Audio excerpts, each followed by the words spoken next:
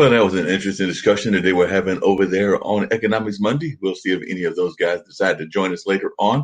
But I did invite them to come into the conversation here. But they were talking about all kinds of things dealing with economics and other things that are going on in our world. And definitely was giving it from different perspectives. I heard everything from a very conservative perspective to a very liberal perspective and all of that kind of conversation. So it'll be interesting to see if any of them decide to pop in. I did invite them, and we'll see if they decide to join us over here at the radio show with Marc Lee. I do know that I'm expecting a doctor to be joining us later on because I found him through the wonders of LinkedIn. And of course, he's got all kinds of interesting things that he's talking about as well. So there's a number of things that are going on in the world. And of course, we're trying to follow all of these exciting conversations and learning more about the things that are going on in our world and ways that we can improve the world and do better with the world. That is one of the things that we try to do regularly here on the International Broadcast Media Network. And of course, we definitely try to encourage folks to hear the very interesting conversations that go on here on a regular basis. I did hear that one of my guests would not be able to make it. They were having some issues with folks in their family, so they were actually going to have to travel to Seattle and deal with that.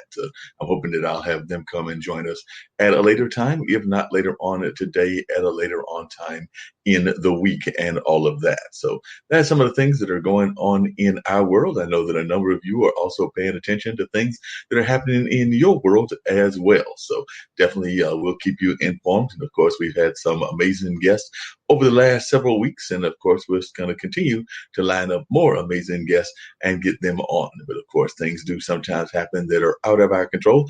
And of course, a lot of folks are enjoying that Thanksgiving weekend. I know a number of folks did come back and were checking out their Thanksgivings and then how all of that was going to go in that regards. Because I think Sunday was the day that they were expecting a lot of folks to travel back home after having been gone for the Thanksgiving holidays. And they are expecting a spike in coronavirus cases because of the folks that are traveling out of town and all of that.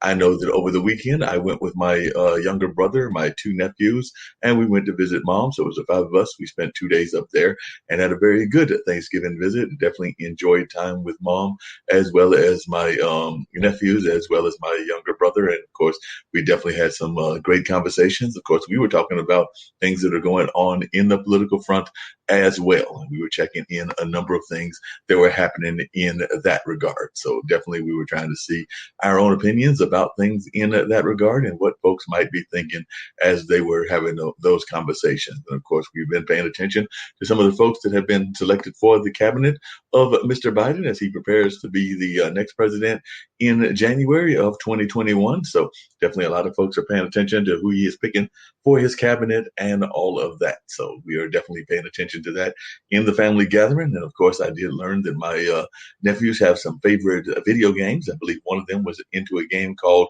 Brawl Stars or something along that line.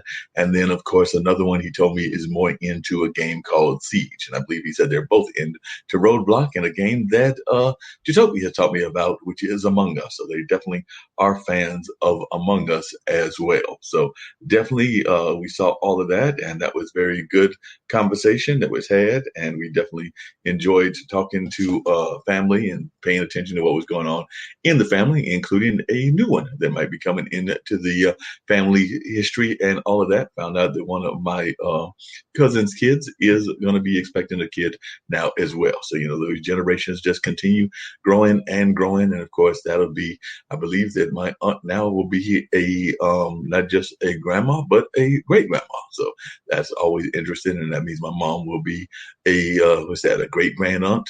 So definitely, the generations continue to go on and things of that nature. And of course, a number of folks are paying attention to folks that are young and trying to see how all of that is going as well. So definitely a number of folks are paying attention to all of that and trying to learn more and more as to things that are happening in their life. So definitely paying attention to all of the things that are going on in the world.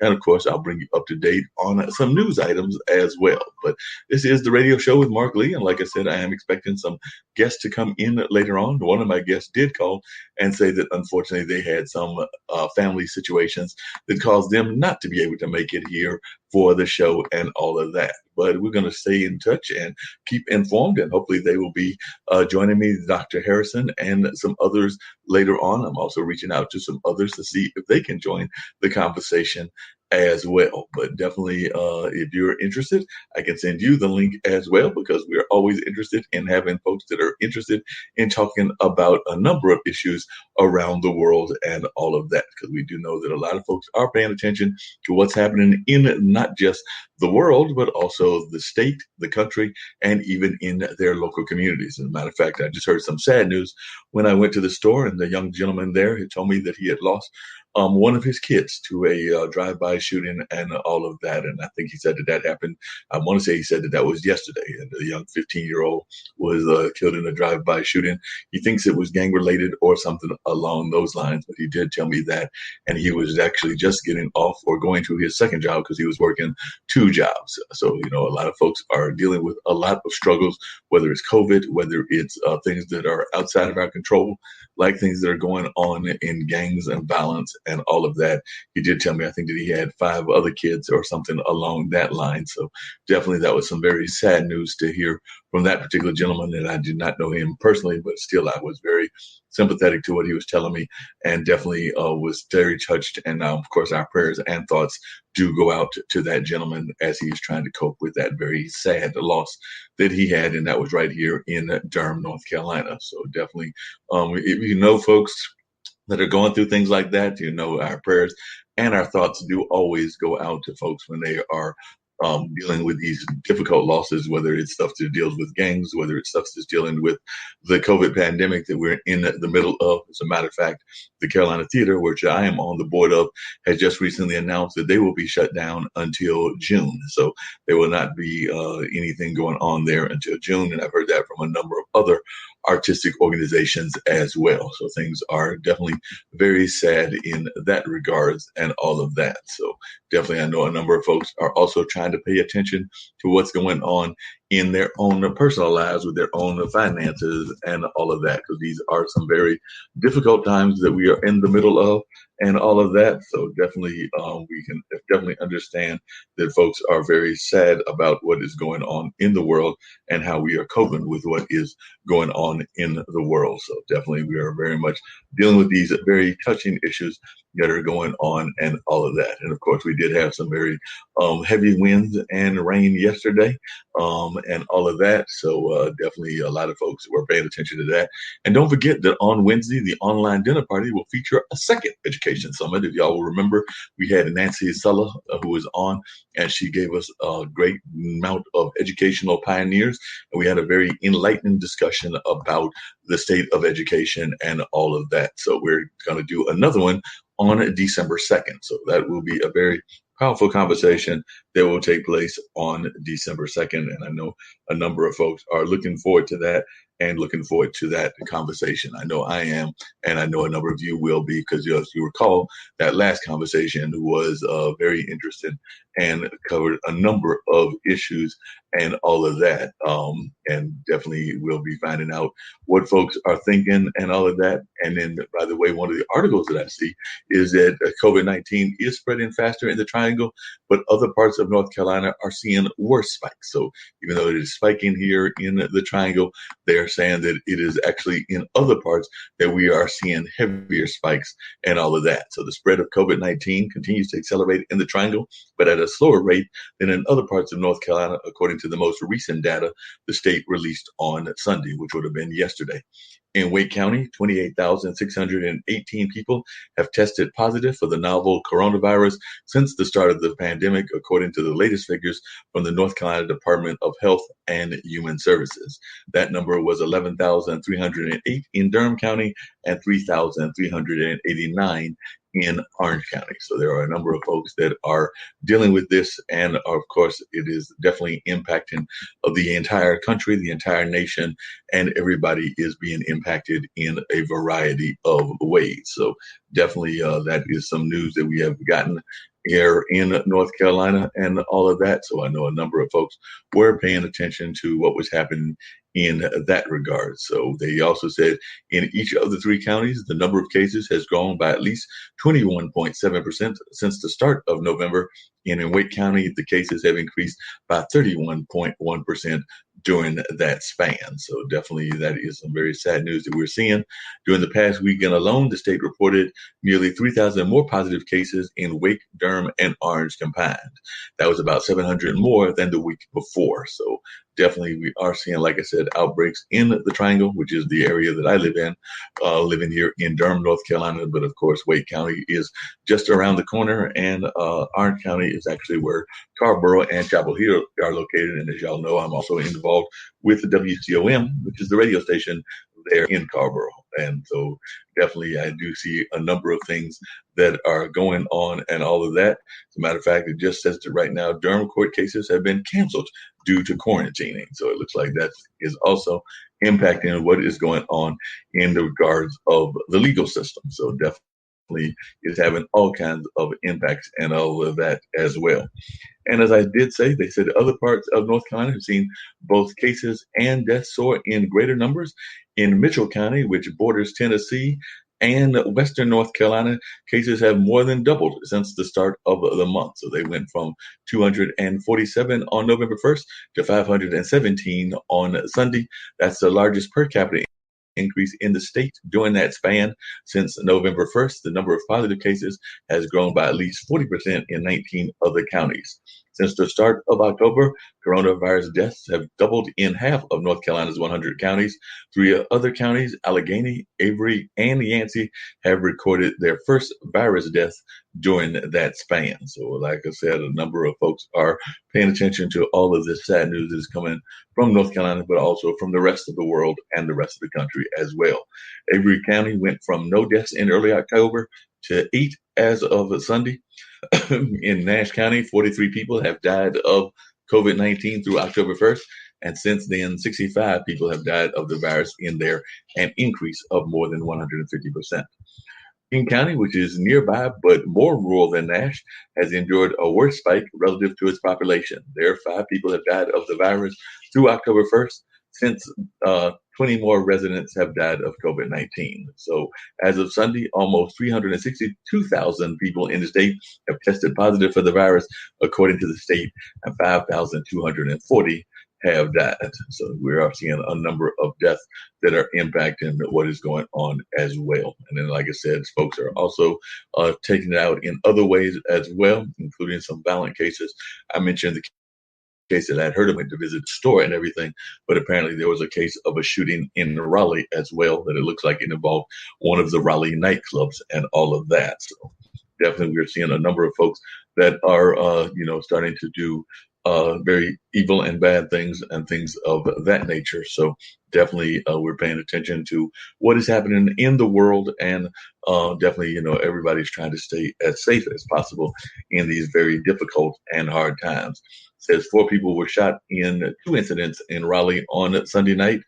3 of them at a bar where the owner was cited for exceeding COVID-19 limits on the crowds. Just after midnight on Monday, officers responded to a shooting at the Rose Bar on East Millbrook Road, where they found 3 victims with non-life-threatening injuries.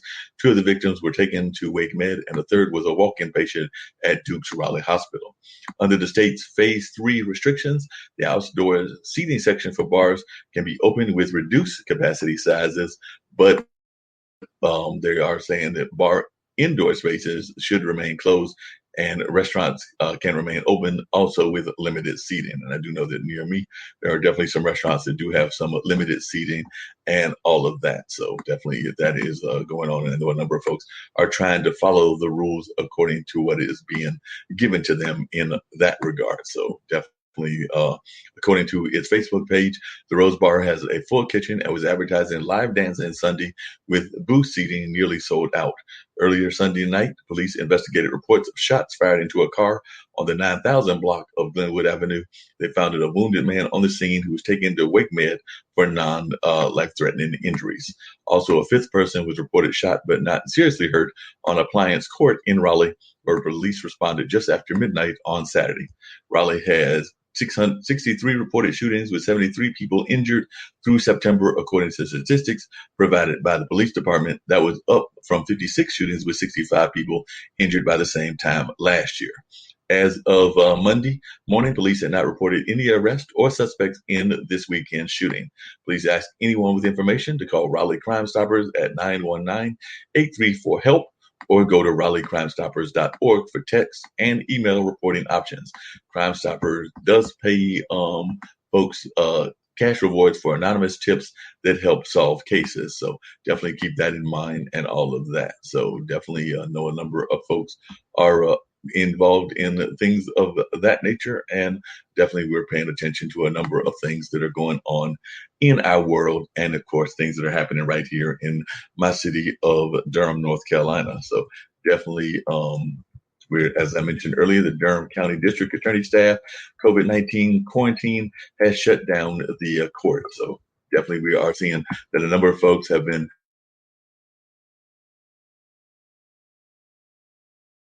shut down by the court in our community and with our community. So we are definitely interested in learning more about what folks have to say, what's on their mind, and a number of other things that are happening in the world. So definitely I'm going to try to, I think I heard a beep in there, so there may be a guest get ready to join us and everything. So I'm glad to see that we do have a guest get ready to join our conversation. So get ready to bring them into the conversation and everything of that nature. So definitely a number of folks have joined our conversation and are coming over the world and from checking into a variety of things. So get ready to bring in Mr. Cooper. How you doing, Mr. Cooper? How are you doing, Jan? Doing really well, Mark. I'm in Vancouver, Canada, and I've been in the business for close to 40 years. I'm acting as a vocal coach and a consultant for people that want to get into the music industry. I try to help young artists, especially, develop business plans, because everybody thinks they have a number one hit. No, everybody definitely thinks they have a number one hit, and we know that not everybody has that number one hit, no matter what they may think and all of that. So tell folks how you got into the whole vocal coaching. And of course, I was giving people just a rundown of some of the things that were happening here in Durham, North Carolina, while I was waiting for you and some of our other guests to be joining us and everything. But I'm sure our listeners would love to hear more about your background and also how you're coping, because I know I've got a number of friends that are in the music business. They're having a very difficult time. I know one of my friends is a funk musician, and he's trying to get his band up and running. He actually does a couple of shows here on the network here that we're all part of that are kind of talk related, but he also talks about funk music within the context of that show. But I know that he's been having a difficult time getting his music up, and Alexandria May, who's in South Africa, does one of our shows. And of course, they've been doing, I think they started to do some engagements, but they weren't doing as much as they had been doing because of the virus and everything. And I remember talking to a musician that was in a studio, and he was telling me that he was doing some studio work. I think that was maybe a couple of weeks ago. But how has the pandemic been impacting your work? And are you finding a lot of people that are trying to get that musical hit that they were expecting, or is it slowed the music business down? Well, actually, I've been quite busy. I started 40 years ago. I sang with my own band for 18 years, but I studied voice during the summers at Juilliard's in New York. And I've also been a judge for international competitions for singers in Cairo, Egypt, to Romania, to you name it. And I've been doing it. The one thing that I'm really helping artists recognize is the secret word diversity. Right. Most artists have this idea of the world only sings in English. And yet we in Canada have discovered languages are important. When you think of people like Justin Bieber, who's one of his biggest hits, and he's from Canada, had Despacito, because you have a large Latino community. Right. Like United States, Canada has a diversified immigrant group of people. We're finding out that if you can get the artists to do languages, they don't have to know the language, but let's say choruses in Mandarin or Japanese or Italian, there is a larger market than even North America, and most people don't recognize this. The second thing that surprises people too is I also strongly suggest that they take their music and diversify it. I'll give you an example, Mark. Yeah. What if I told you you could have a number one hit? Would you believe me? No, because I don't think that I can sing. It doesn't matter, but would you think you could have a number one hit? I would doubt it very seriously, because I would think that you would need to be somebody like Stevie Wonder or Lionel Richie or some of those folks that I admire that can actually sing. Not at all, Mark. Part of the thing is this. I believe, as I said, in diversity. So, and people have done this. So you take one song, let's make it a cover tune. Right. And you do it in 20 different versions. You put it as a rock version, a jazz version, a country version, 10 different styles. Now you've got 10 different radio stations or exposure, okay? Right. Take the same song and put the chorus in Spanish, Mandarin, Italian, German, French. There's an old expression, if you throw enough shit on the wall, something's going to stick, right? Right, yes. Too often artists are caught in, okay, I'm an R&B artist. Right. Okay, well, we see that on The Voice. We see it on American. But what makes you unique? What is your branding? What is your merchandise? Who's your audience? And quite often they don't have that. They're writers, which is great, right, but they don't have a business plan. And that's one of the biggest problems. Yeah, it's interesting you said that, because I know that a good friend of mine, Ron Thomas, who's a person involved in finance world in Dubai, but he's originally from, I believe, the New York area, but he's a friend of my buddy Shree's. And he oftentimes talks about the fact that people are always coming to him because he's like a money management kind of guy and everything. And they're always wanting him to like give them like the money to do the next plan. And that's the first question he asked them, is including like some of his friends and relatives. He asked them if they've got a business plan. And you're right. 9 times out of 10, they have no business plan. And that's even one of my arguments within show business. I know that it's called show business for a reason. And a lot of people, like you said, they've got the show down pat. They know the show like back front to end and everything else, but they don't really have the business side. So I know a number of folks that are like that. They don't have the business side. And you know what it is, Mark? When I talk to young artists coming up, I say 2 words, music, business. Which word is bigger? They figure it out. Yeah, business is the biggest side. So it's not that I'm mean about it. I've gotten sub-publishing agreements with Warner Chappell in Brazil. Wow. I've gotten deals for artists from the U.S., sub-publishing with Universal in Poland. I've gotten deals. One of the biggest markets that you would never think about for North Americans is China. Right. Well, okay. Yeah. But what's interesting, and please, if your listeners are listening, please don't take it as a racist statement. But if you're black or you're white, you're still a novelty in China. I've been to China twice, and they're singing Western songs. I'm walking down in Beijing, and they're singing a Taylor Swift song. Right. Okay. And we, being white or black, are still unique or novelties in Asia. Still.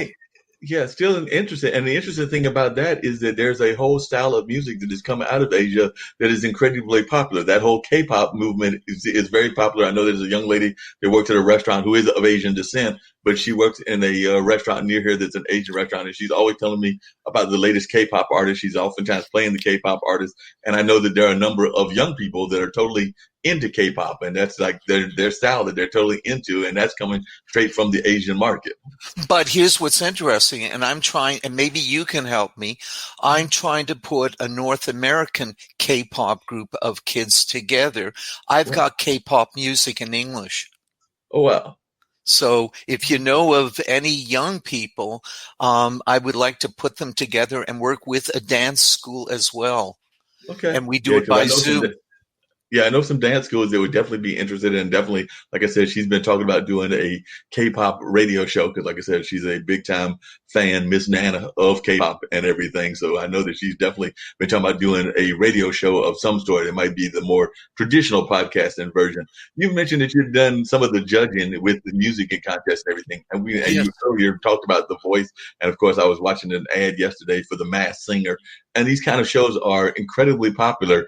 Have you found that and I actually used to work with a group called the Road to the Apollo, which is we would take the winners up to the Apollo Ah, and all that. So, and then we would have those winners perform at the Apollo. And some of them did fairly decent. They made it into certain rounds and everything. And some of them have gotten TV contracts and things along that line. But I was just wondering, do you find that those shows are good for breaking into the business, or do you think that they only work on a limited basis? Because, like I said, you've judged a number of them, with yours sound more of the professional variety. But I was wondering what your take is of those reality shows. I have a problem with them on the basis as the judges don't have a large percentage of the vote. Right. And I hear the same thing over again and again from the judges saying, "Oh, you're going to be a number one hit. You are so great. You never hear constructive criticism." Mm. That's what's interesting.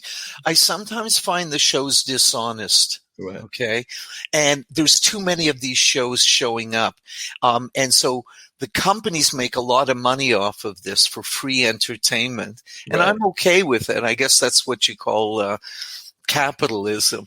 But the problem is it's a very small percentage that do make it. And here's the other thing that bothers me.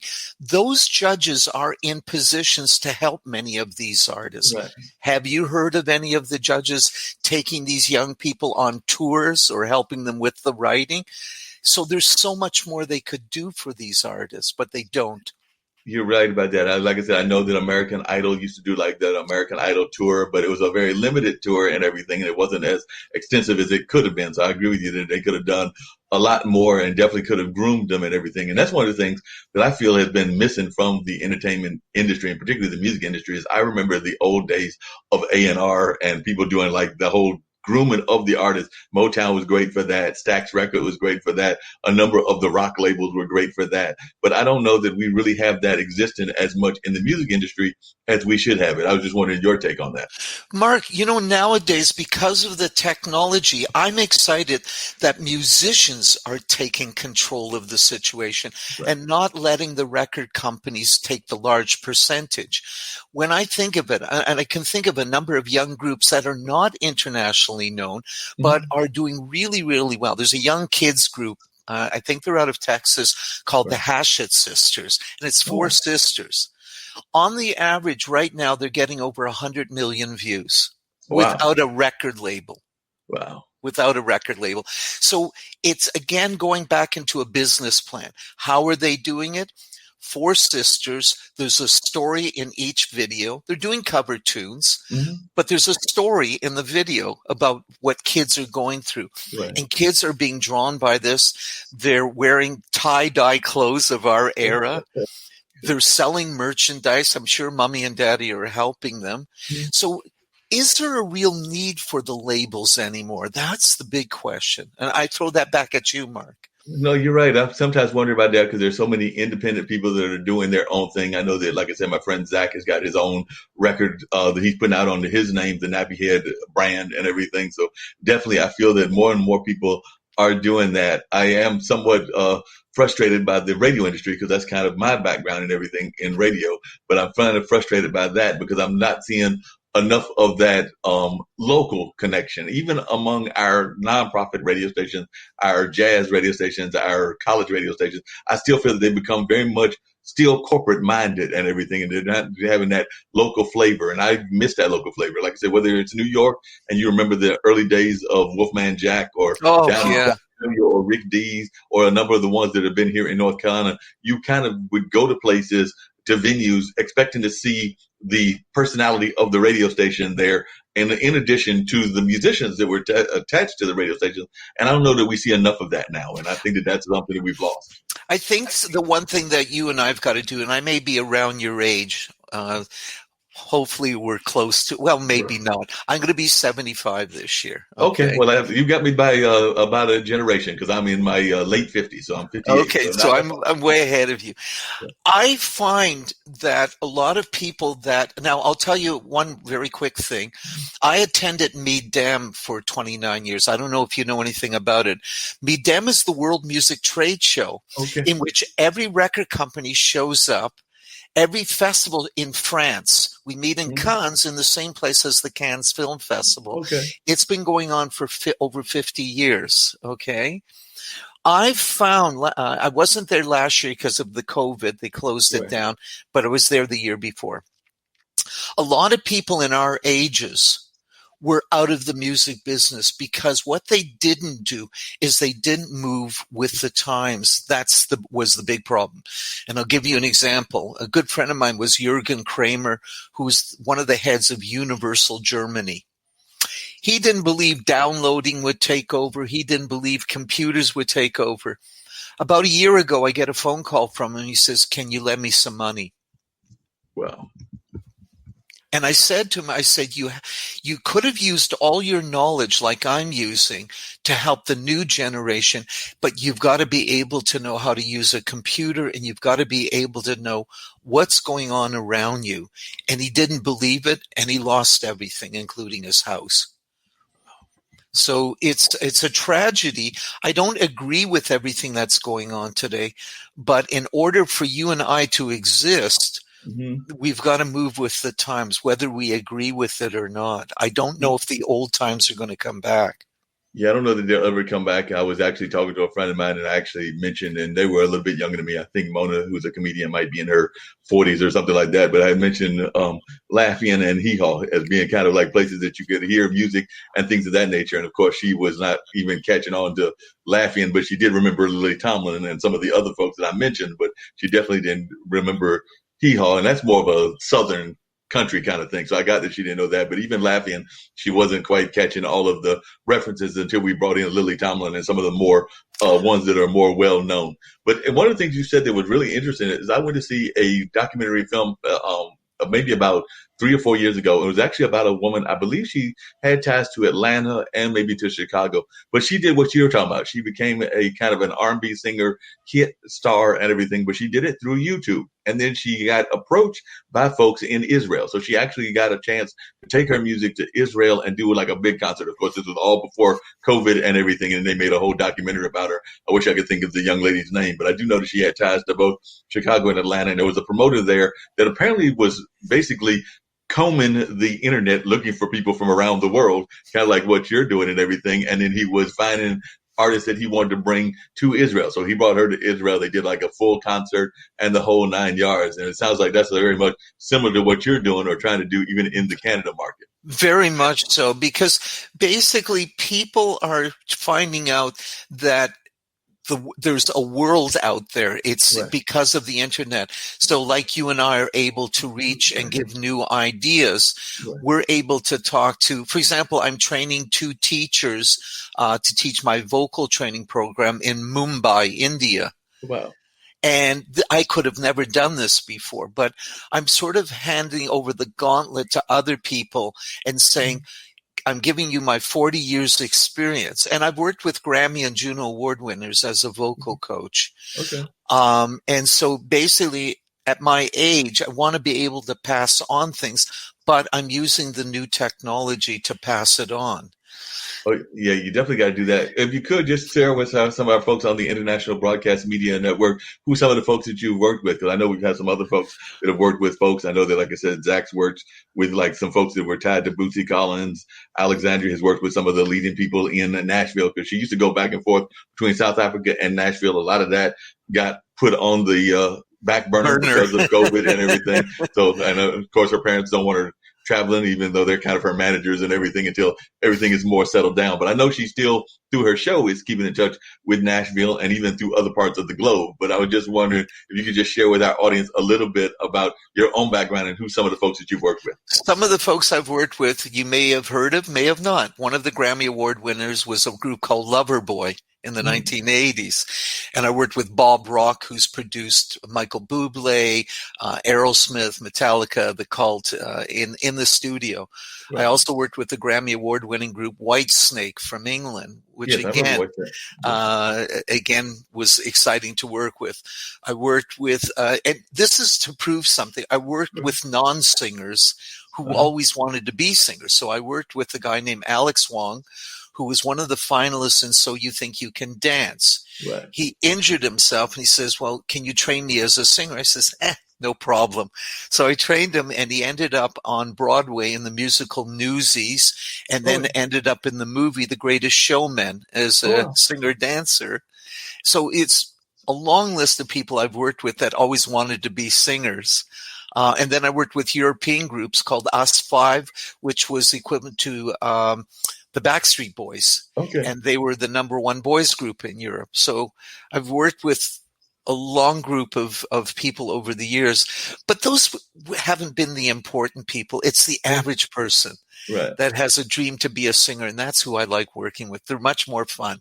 And very secretly, as a joke, in 1993, I was in New York as a guest at a vocal workshop, and I was approached by Barbra Streisand's laryngologist to maybe work with her in California. Wow. And I said no. And he said, why would you say no? I said, it's very simple. Every time I would tell her to do something, she would remind me, do you know who I am? so I didn't need to work with people with major egos. So that's just a few people I've worked with over the years. No, that's a lot of sense. And I know that sometimes working with the folks that don't have that fame or anything are some of the best folks to work with. I know that some friends of mine are actually connected to our local churches, and some of those are the best folks I know that are some of the musical directors in our local churches and things of that nature. And oftentimes they're not trying, they're just trying to get the message out of whatever the worship songs are and things of that nature, but not all of them. There are some, like, of course, the Shirley Caesars and the John P. Keys that have gone on to national and international fame. But a lot of them are just content with having that small audience within the church grounds of whatever church they belong to and things of that nature. And I imagine the same thing in Canada. You probably work with some church folks that are just... More than that, actually, you'll laugh. It came from the United States. In the 1960s, I went to Eastern Michigan University because I'm originally from Toronto. Mm-hmm. And in those days, I sort of dated Diana Ross's sister, Rita Ross, from the Supremes. And on the weekends, she would take me into the black churches in Detroit. And so, and I took her to Toronto, where my cousins owned the theaters there, Prince of Wales and the other theater. So my foundation is really R&B music, even though I'm from Canada. And when I came to Vancouver, it was a shock because it was rock and country. Tell folks that don't know, like I said, we have a gentleman on the show who's from Canada. I'm trying to remember which province he's from, but he does a chess show, Sasha Star and everything. But for those folks that don't know, and I'm not going to lie and say that I know it that well, but for folks that don't know the Canadian music scene, and I know that y'all have, I believe it's 6 provinces, so it's probably different scenes, just like there are different scenes here in the U.S. You can have the West Coast sound and the East Coast sound. But for those that are not familiar as much with what the Canadian music scene is like, share with our audience a little bit of your view as to what the scene is like and what you would like it to be if you could visualize it in another way. But I was just curious if you could talk a little bit about what exists currently in Canada, musical-wise, particularly where you are, but if you have any ideas of the other parts or the other provinces. I do, Mark. First of all, what shocks most of Americans, and I'm sure they will be shocked, the top 5 artists in the world and in the United States are all Canadian. I don't know if you knew that. I did not know that. Drake is number 1. He's from Toronto. Justin Bieber is from Stratford, Ontario. The Weeknd is from Canada, okay? Alyssa Cara is from Canada, and Shawn Mendes is from Canada. So what we have in Canada is this, and I think this will shock you. The Canadian government supports contemporary artists. Not fine arts, but contemporary. A Canadian artist here goes in front of a group of judges of their own peers, and they can get up to $60,000 grant to do their music for their music album and for their video. Example, Sarah McLachlan, who's from Canada, her first album says Factor. Factor is a government grant to support Canadian artists. So is there things that I'd like to see changes? Not really, because Canada really supports its artists. Vancouver is a center for it. Michael Bublé is from here. Nickelback is from here. I mean, there's just a long list. And one of the top jazz artists is from Canada, which is Diana Krall, who is from Victoria, BC, British Columbia. So when you're asking me, I think we're, for a small country in relationship to population of only 35 million, I think we are really different than the U.S. market. We try to be totally different. And because of French, English and French out of Quebec, we also have large artists in Europe. So I don't know. It's totally full support in Canada for our artists. Wow. So y'all get a lot of support, and a lot of people are giving, because I know that's one of the things that folks have talked about, is that unfortunately we here in the United States, a lot of music education has been cut, and has been cut for a number of years. But it sounds like that's not the case in Canada. It sounds like y'all are getting more encouraged, and are definitely getting more folks that are trying to get the youth involved in the arts in one form or fashion or another. Whereas here, a lot of our kind of what they consider extracurricular activities are the first ones that have hit the cutting board. But that doesn't sound like that's the case. Well, no, it is. No, it is here. But what I'm talking about is beyond the high school and university. We're really promoting the individual artists like you are that are struggling. And so we evaluate their music, and they'll get a $10,000 grant or $12,000 grant. But like your schools, they've been cut back. So my brother and I, who both teach, have, first of all, been working with First Nations because they've been hit the worst. So they've allowed us to come before into the First Nations reserves. Mm-hmm. And music is therapeutic for their children. Oh, no. And we're saving lives that way instead of them committing suicide. And you're very right. And that's very much an important part of my own family background. I've actually got a cousin that moved to Canada. I believe he's in Toronto, if I remember correctly. He's in Toronto or Vancouver. He actually married one of the Indigenous women from Canada. And I have some roots in the Indigenous community in addition to the African American community. But he moved up there to marry a woman from that area. And I know that he's involved in terms of making like belts and things of that nature. So making Indigenous fashions and all of that. But his sisters, and actually one in particular, my cousin Verna and her husband, are very much into the whole powwow circuit. So they travel around the entire nation doing the entire powwow circuit. And you're right, she even has her own dance school in Hollister, North Carolina. So she's very much about trying to let folks learn about this rich culture that exists from the Indigenous community, which unfortunately is not known as well outside of the Indigenous communities. I mean, it's very popular. Very much so. Yeah. Very much so. Mark, can I ask you, let me know a little bit about you, because I didn't know what I was getting into.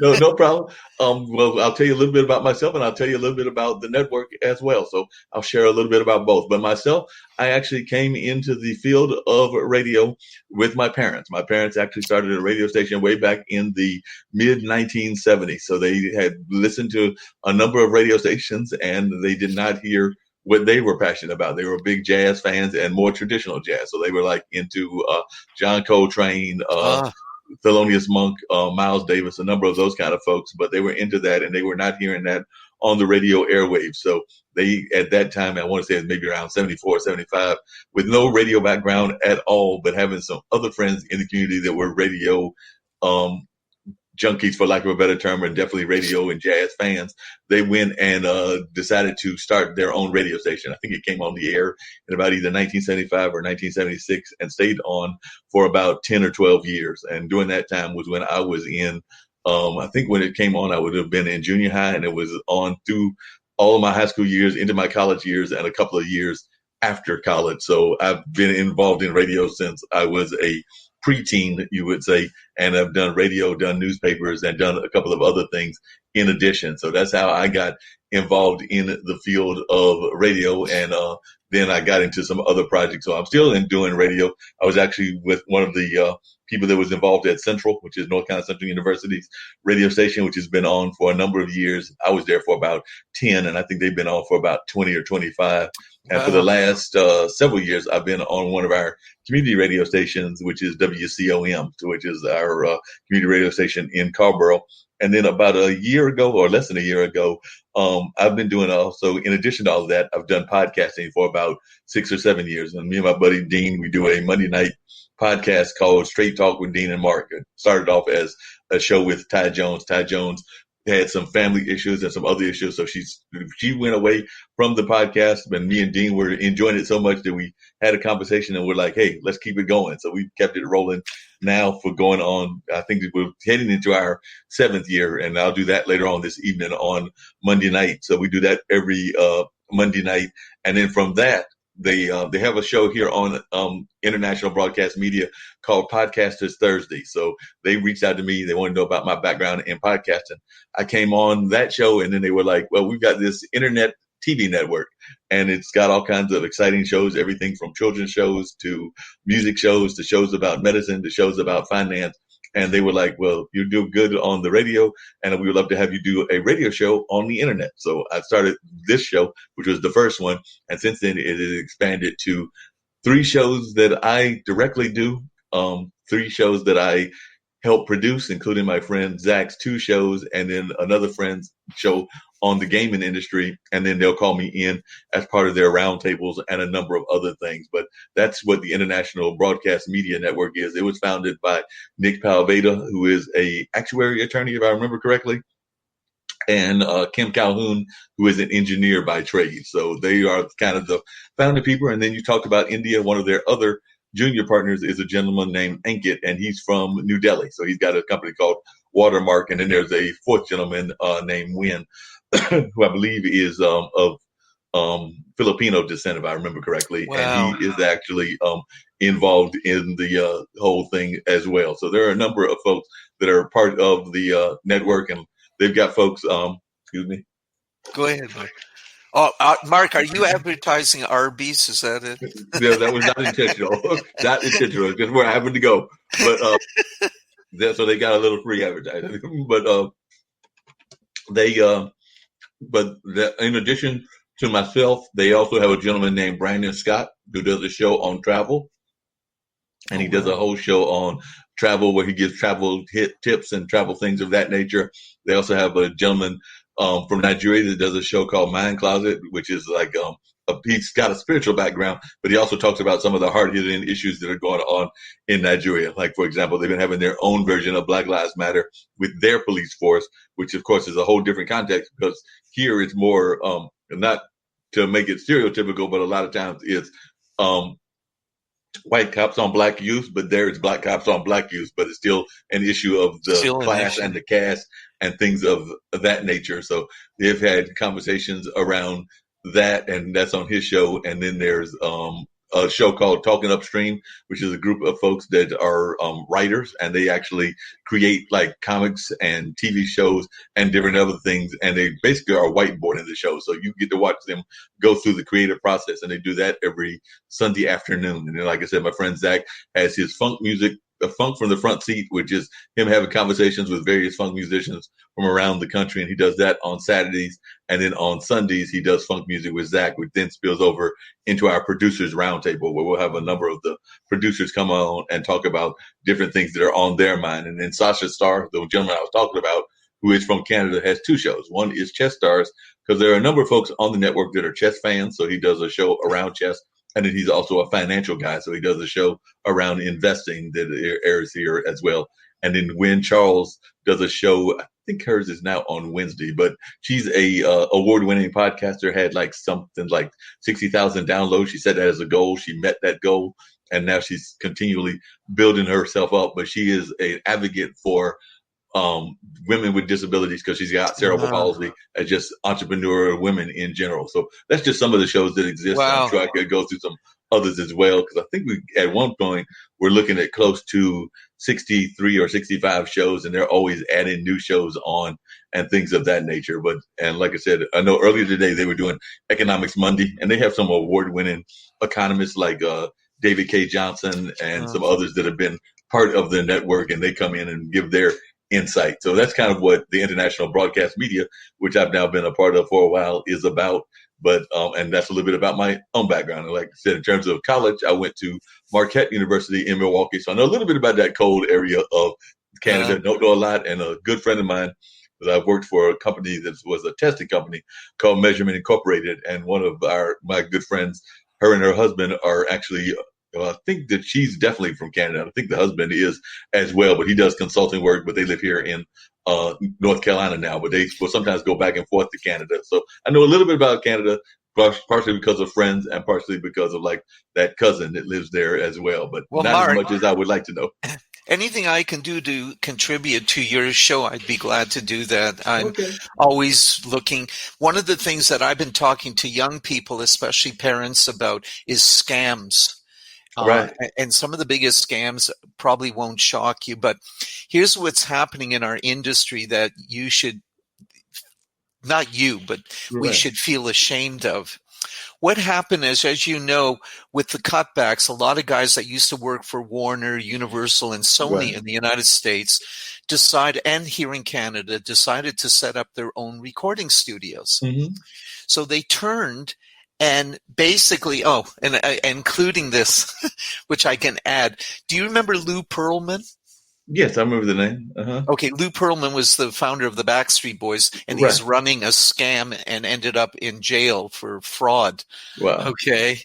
And I met him, and you could smell scam all the way. And he was running Right. these competitions promising the world.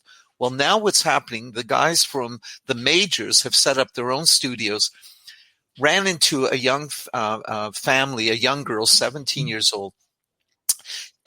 Luckily, parents had a lot of money.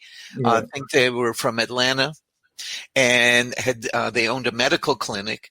They had spent $150,000 on their kid with Wow. one of these jokers who's saying, "Hey, I'll get you the best producers, I'll get you the best arrangers, I'll get you whatever." By the time the dust settled, she came out with 2 songs. Wow. Okay, Two. 2 songs Wow. with the promise that they were going to do all this because they used to work for Warner. Or they used to work for Universal. And that's what's going on right now in our industry. The older guys in the industry who got dropped are now running scams because they can claim, hey, I did this with Cher, or I did this with whoever. Right. And that's what's going on. And it's something that I'm sure even in your podcast, parents would like to hear about, because I've run into this several times. Wow. Yeah, and I'm sure our audience would definitely love to know about that. And we do sometimes talk about things that are definitely concerning to people, both on the scam level as well as a number of other levels. I know that Katal has even talked about some of the scams that folks are running in terms of like credit cards and things of that nature. And now folks are oftentimes catfished and a number of other things. So we definitely have tried to make sure that people are aware of any of the scams that exist in the music industry. And I even know that a friend of mine actually let go of somebody because he found out that the person wasn't necessarily promising as much as they claimed that they had the clout to do. So like I said, they thought that they were claiming that they had all this clout.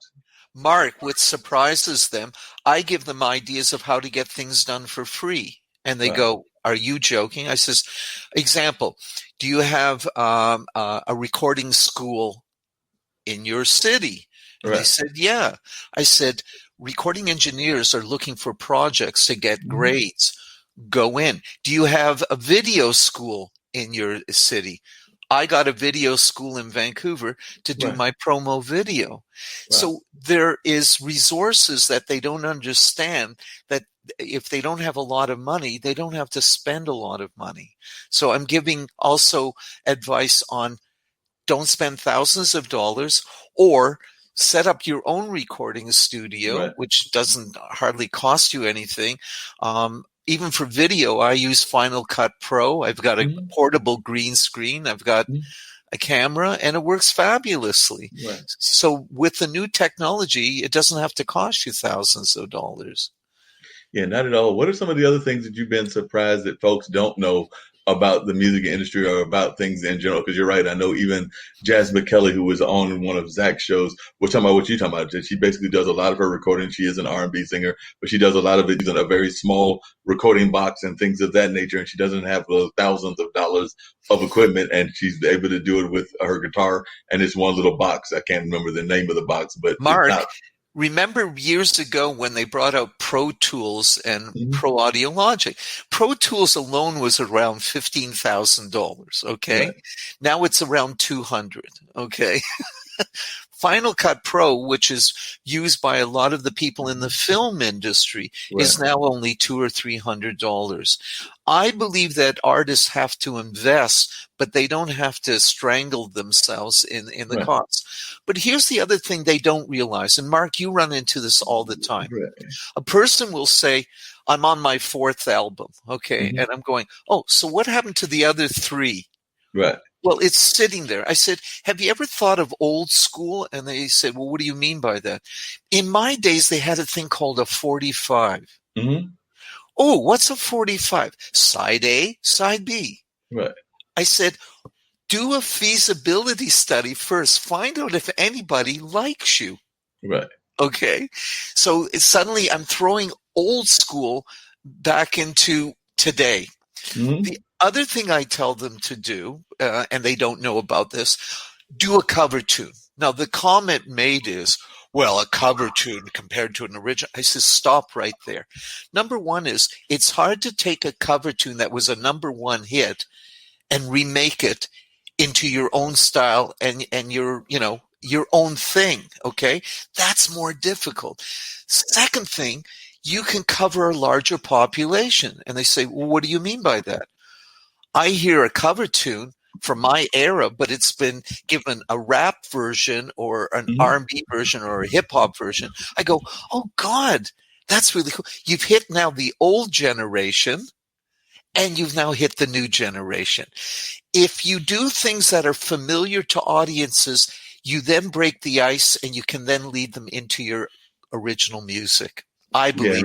No, original music is very important. And one of the things we love doing is we love talking to a variety of people and about a variety of things. And I definitely want you to stick around, Jan, but I want to bring in Dr. Richard Harrison, who is more around the science of medicine and things of that nature. I actually met him through the wonders of David Serafan, who is doing a lot of work Oh, around what's going on with Alzheimer's and dementia and things of that nature. But Dr. Harris has actually said that a lot of these things that we're worried about are just like you're talking about with music, are very much common sense things that we should be doing that we're not doing and things of that nature. Is that a correct assessment, Dr. Harris? I've been talking with Jan Cooper. We've been talking about music. He's in Canada, but I know from the conversation that I saw of you and David that a lot of things that you were suggesting that people get involved in were things that we should be doing that are just very common sense. Like I think you even said that we should probably, and I'm actually looking at one right now, that we should probably be avoiding some of the canned goods because they don't have good stuff for us. But I'm staring at canned goods knowing that that's probably not good for me. But definitely share a little bit about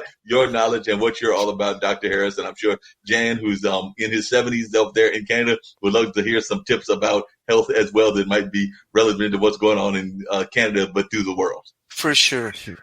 Sure. So, Mark, thanks for having me on the show. I always like to come on these things and first thank my Savior, Lord Jesus Christ, for allowing me to come and speak with you guys today. Jan, stay warm. I'm actually from Cleveland, Ohio, so I know what it's like this time of year. Man, you couldn't pay me to go back, but We don't get snow. nice, No, no, nice. no. We're like England, so we get a lot of rain, but our temperature right now is around 50. Okay. Oh, perfect. Okay, so we're West Coast. Gotcha. That's not too bad then. No, So, not too bad. about me, I'm a internal medicine physician. I'm also a pharmacist, also an MBA. I like school, and apparently not making money because I went to 15 years of school. But I started off as a conventional medicine doc. Seeing 20, 25 people a day, putting people on medication, and as a pharmacist, I realized or I knew that medication is not always the best way to help everyone. There's a small percentage of people that it can help, and all the guidelines say let's do lifestyle medicine first, do that. And I was like, okay, I didn't really learn a whole lot about this in medical school. You go to a doctor and say, what should I do? They'll tell you eat right. And you're like, well, what does that mean? And they're like, well, just eat right. And you're like, and exercise. Okay, well, what kind of exercise? And so these questions led me on the path of what is really healthy and what can we be doing on our daily basis that allows us to promote health as we get older. Because I started looking at these blue zone areas where people don't get chronic disease. And I said, what are they doing over there? How can we have the most advanced medical system in the world and the people have a chronic disease? 40% have too. I was like, what is wrong? What is happening here? And that's when I realized that I wanted to be a lifestyle medicine physician and help coach people through the behaviors that they do on a daily basis can either help your health or hurt your health. And I want people making more deposits into that health account where they're doing more things to help their health on a daily basis than hurt. Now, that makes a lot of sense. And what are some of the things that you think that we're doing the most wrong? Because like I said, I know I mentioned something that you had mentioned about the cans and a number of other things, but I was just curious as to what some of the things that you feel we should be doing. I know one of the things that me and Jan were talking about is the importance of staying engaged in a lot of different things. Like we were talking about music, and he was actually asking me if I could sing, which I don't think I can, but he was saying that I should go ahead and try to get that one hit wonder and all of that. But definitely, I was just wondering, and of course, I've got friends. Actually, my dad's significant other is into dance, and she's well into her. I want to say she's in her mid-70s, but she's still involved in dance, and definitely seems to have a very healthy lifestyle. So, what are some of the things that you would suggest people do? I know I try to get out for walks, and I know that that's what some doctors encourage. But I was wondering, what are some of the things that you would encourage? Yeah, so I think I always tell people the king of wellness is nutrition. What you put in your body determines what you get out of it. And the number one mistake that I see people making is on average, about 60 to 70% of the average American's caloric intake per day is processed foods. And processed foods are not foods. They're food byproducts that have been transformed by chemicals, high heat, which destroys the nutrients. One of the things I always tell people is like canola oil. If you're cooking with canola oil, you're cooking with oil that's been transformed by gasoline. And that's not something that you want to put in your body, So that's the number one mistake that I see people make is that we don't eat enough real foods. I always tell my clients, if it doesn't walk, swim, run, or come from the ground, if it comes in a box, don't eat it. And if it has a label, you probably shouldn't eat it. If it does have a label, if you need a PhD to understand what's in that product, don't eat it. Because you pick up a lot of the things that people are eating, and I'll do this with my clients. I'll be like, show me what's in your pantry. Pick up whatever. Look at that. How many of those ingredients on the back of that are actual food, and how many are chemicals? And most of these products have more chemicals in them than they do actual food. Tomatoes or blueberries or asparagus. Actual foods that we can name. And they have all these chemicals that you need a PhD in biochemistry to understand what these things are. Wow. So it sounds like, and I know we've had a couple of doctors here on the international broadcast media that have talked about this, because I know one of them is a big fan of, and I'm probably going to mispronounce the name, Criticine or something like that, but I know it's a supplement that he's a big fan of. But it sounds like in your mind, a lot of what we're facing, even with the COVID pandemic, if we would have better health living practices, we probably could deal with maybe not so much finding a cure, but at least finding a way to better stabilize what's going on. If we all just had a better kind of like nutrition plan with what's going on with the pandemic. Was that a fair statement, Dr. Harris? Absolutely, because you look at the biggest risk factors for COVID is which 80 to 90% will be stable. It's cardiovascular disease, which 80 to 90% of cardiovascular disease is preventable. It's low vitamin D, which 42% of the country is vitamin D deficient. It's diabetes, which 80, 90% of diabetes is preventable. So all of these conditions that we're plagued with, most of these things and most people are preventable conditions, and it's always based upon lifestyle. Now, genetics does play a factor, but unfortunately, most people were told, back in the day that it's all about genes, genes, genes, genes, genes. You're just destined to get it, and that's not true. What I always tell people is nature loads the gun, nurture pulls the trigger.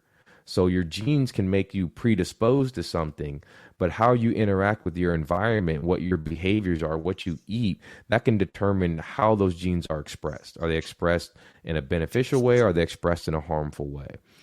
And, I think a lot of what we're seeing with COVID is the fact that America's a very sick country. We spend 18% of our GDP on healthcare. That's double what other, comparable economic countries are. We have double the rate of chronic disease. And so if you look at that, we're just ripe for any type of health disruption from a infectious particle, because we know that obesity is not just a cosmetic thing. It's a serious medical issue where you get serious medical complications. You are more at high risk for infections, hypertension, more high risk, diabetes, all of these things. So if we were able to change the way we treated some of these conditions, if we focus more on prevention, that could keep something like this from happening again. But I have a question for you, Dr. Harris, and I've had actually a long discussion about it. In our province, in British Columbia, actually, we were the ones that also started Greenpeace, actually here on the West Coast. So we're very attuned to what you're talking about. But I have a major argument. We have a lot of organic food here. Okay, or they claim it, a lot of the stores, and they charge double, triple the price because they say they don't use fertilizers, they don't use chemicals. And I've had a dispute about that. And my big dispute is this. You have two farms. One's organic, one is not. Okay, you also have a water base. Are you telling me that the organic farm is not getting some of the acid rain, which we have in the sky all over the world, and on top of that, the water table is seeping into the next farm? How can you claim that you have pure organic food and then charge double and triple the price, and you don't even use fertilizers or anything? I sometimes think it's a hoax. The main reason that a lot of the organic foods are a little bit more expensive is where the government subsidies lie. All right. So I know in the US, we subsidize a lot of corn, a lot of soy, and a lot of wheat. And most of that does not go into actual food. It goes into food byproducts, high fructose corn syrup. A lot of the corn goes into ethanol. I think it's only something like 10% of the corn that's grown in this country actually ends up on the plates of food that people eat. Right. And then if those farmers want to grow like blueberries or strawberries or something else, they can't. They lose their subsidies. So that's why a lot of those food products are a lot cheaper because of the subsidies. Now, too, you are correct. That the organic standard is just a group of practices that we're trying to do the best that we can. Unfortunately, now in this day and age, pollution is everywhere. Yeah. Right? It's everywhere. And, there was one study, I can't remember the exact number. It looked at the amount of people in the study that had Roundup, the glyphosate, in their urine. And that's right. I want to say it was like 80-something% of people tested in the study had it.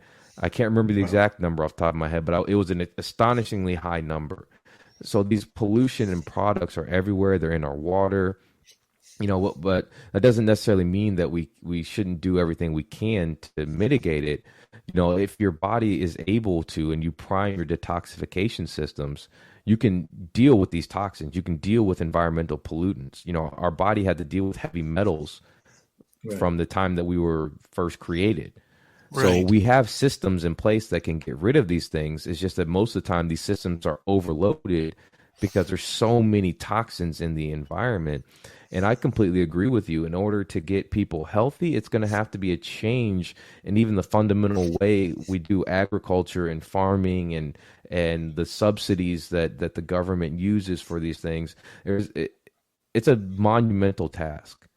And but Dr. it Harris, along starts those with same consumer lines, behavior. one of the things I was curious about is, unfortunately, and actually Jan was teasing me because I was finishing my soda, and yes, it was from a fast food restaurant and everything, but we do live in a fast food society, and unfortunately, a lot of those fast food restaurants aren't exactly trying to sell healthy options. I mean, they may put a salad here or there, but they're not really trying to deal with that many healthy objects, healthy um, offerings or things of that nature. So, what kind of advice would you give for folks to maybe either wean us away from fast food or to try to push the fast food industry into doing more healthy options? Because, like I said, I do know that maybe not as much now because many of us are working from home, but a lot of even that causes us to call Uber or DoorDash or one of the delivery services that'll bring some more bad food to us. But what kind of ways can we get folks away from that and into a more healthy option? Because we have gotten into this very fast food mentality, and I'd be arguing that that's probably been going on at least all of my generation. I'm 58, and probably even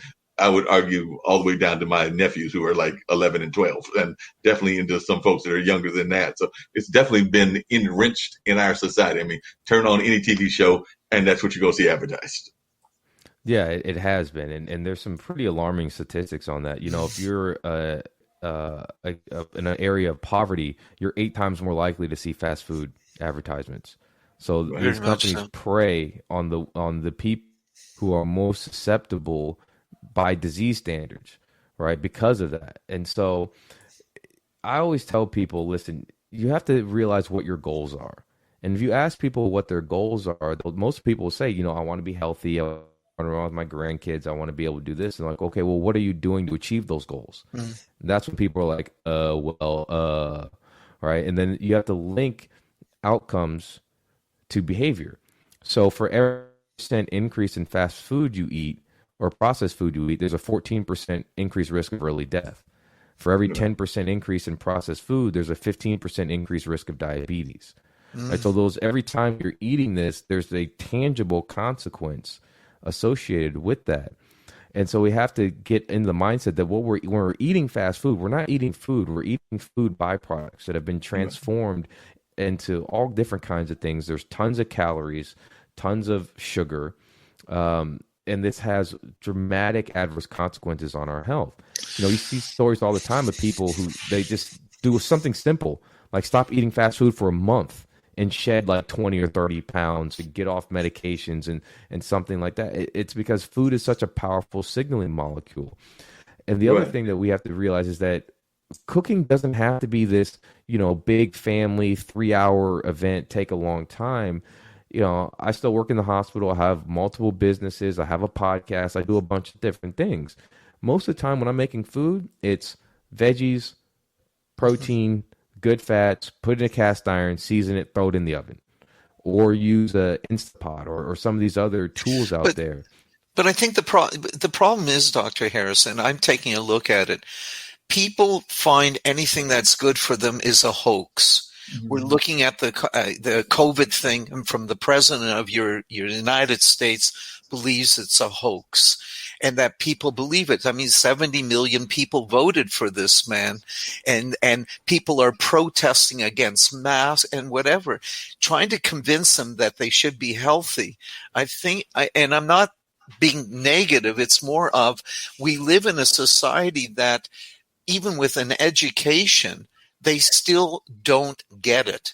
Maybe it takes 1 million or 2 million people in the United States or even in Canada to die, and they may get a clue. But at this point, look at the protests against masks. I mean, everything is fake news. Why would they believe us about healthy foods? It's really hard because this is like we talked about. People are so in the moment kind of thing. Very much so. One meal of Chick-fil-A or McDonald's is not going to hurt you. But then if you do like a health inventory, like I'll ask my clients, okay, I want you to write down everything you've eaten for a week. And then they often come back to me and say, oh my God, I ate fast food 7 times last week. I had no idea I was eating it that much. Yeah, a lot of times folks don't realize how often they're eating it. And the other thing that I was curious about, and I was just wondering your thoughts on this, because you mentioned earlier about the importance of vitamin D. And I know a lot of us do not have the right amount of vitamin D, but when most of us think vitamin D, we think of products like milk. And a lot of people, for whatever reason, some people are lactose intolerant. There are a number of other things that go on. A lot of people have an aversion to milk and other things. And actually, I'm actually a big lover of animals and pets. Don't have one at the moment, but I've had cats and dogs. And a lot of times folks think that cats are big time fans of milk, even though scientists on the veterinarian side actually say that they don't really like milk as much as we think they like milk. But definitely, I was wondering, what are some of the ways that we can get vitamin D if we're not going to do it through the traditional milk ways? Because there are a number of people that are lactose intolerant and they may not like milk. They might be like, your pet cat, have an aversion to it for whatever reasons. Easiest and quickest way to get vitamin D is sunlight. That's where our bodies make vitamin D from. The problem is, I did a podcast on vitamin D, extensive deep dive on vitamin D. The problem is at this time of the year, with where the earth is and the way the sun's rays hit us, we don't make very much vitamin D unless you're around the equator. All right. So a lot of people have to supplement more vitamin D in the winter. Some people up to 5,000 units a day in the winter. Yeah, that's what I take. I take 5,000 a day. I take in the morning and at night. Mm-hmm. But it's very hard to get from foods. The milks are fortified with it. Some of the cereals, which are toxic, are fortified with it. Some mushrooms have it, but there need to be mushrooms that are grown and exposed to UV light. They can't be mushrooms that are grown in a deep, dark cave. So some plants do make it, and we can eat it and get it from plants. The other source is organ meat. So if you're eating liver, that has some vitamin D. Cod liver oil is another source. Krill oil is another source of vitamin D. But it's one of those things that most people have to supplement.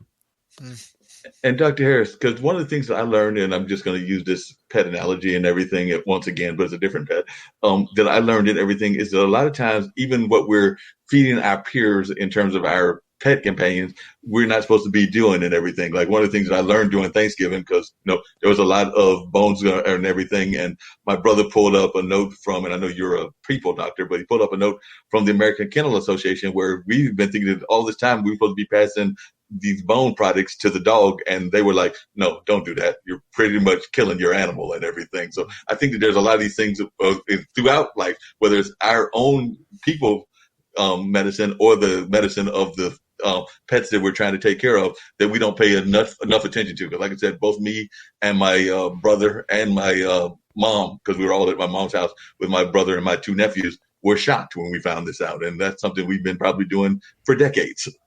Mm-hmm.